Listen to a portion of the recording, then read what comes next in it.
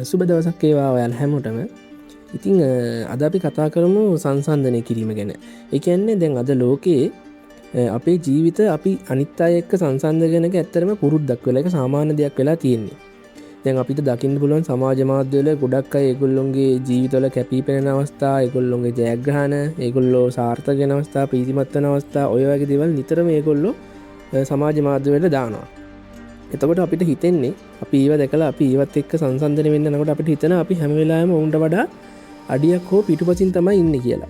හැබැයි ඇත්ත කතාව තමයි හැම පුද්ගලයෙක්ටම තියෙන වෙනස් ගමනක්. ඒ අයට ආවේනික වෙච්ච ගමනක් තමයි තියෙන්නේ. ඉතින් සමහර අය ඉක්මනින්ම සාර්ථකත්වය කියන එක Tamanට ළඟා කරගන්නවා. ඒ වගේම සමහර අය ඒක හොයාගන්න ගොඩක් වැඩි කාලයක් ගත කරනවා. ඒ වගේම තවත් සමහර අය අනිත් අයට කිසි වෙලාවකවත් පේන්නේ නැති, කිසි විටක නොදකින අභියෝගවලට මුහුණ දෙන්න යන තවත් සමහර අයට. ඉතින් එනිසා අපේ ප්‍රගතිය කිසි විටකත් වෙන කෙනෙකුගේ කාර්යරාමකින් අපි මනින්න ඕනේ නැහැ.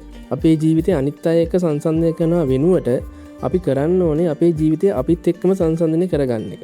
අපි අවධානය යොමු කරන්න ඕනේ අනිත් අය ගැන නෙමෙයි. අපි අවධානය යොමු කරන්න ඕනේ අපේ දියුණු වීම සඳහා අපි ගන්න පියවර ගැන. ඒ හින්දා සාර්ථකත්වය කියන්නේ අපි වෙන කෙනෙකුට වඩා හොඳ වෙන එක නෙවෙයි. සාර්ථකත්වය කියන්නේ අපි ඊයේ හිටියට වඩා අද හොඳ වෙන එක. අද ඉන්නට වඩා හෙට හොඳ කෙනෙක්. ඒ නිසා කිසිම වෙලාවක සාර්ථකත්වය කියන එක වෙනත් අය එක්ක සංසන්දනය කරන්න එපා. ඒක සංසන්දනය කරන්න ඕනේ Taman එක්කමයි. ඉතින් ඔයා එහෙම කරොත් ඔයාටත් ඉක්මනින්ම හොඳ ගමනක් යන්න පුළුවන්. මේ වගේ වටිනා වීඩියෝ එකකින් නැවතත් හමු වෙනවා.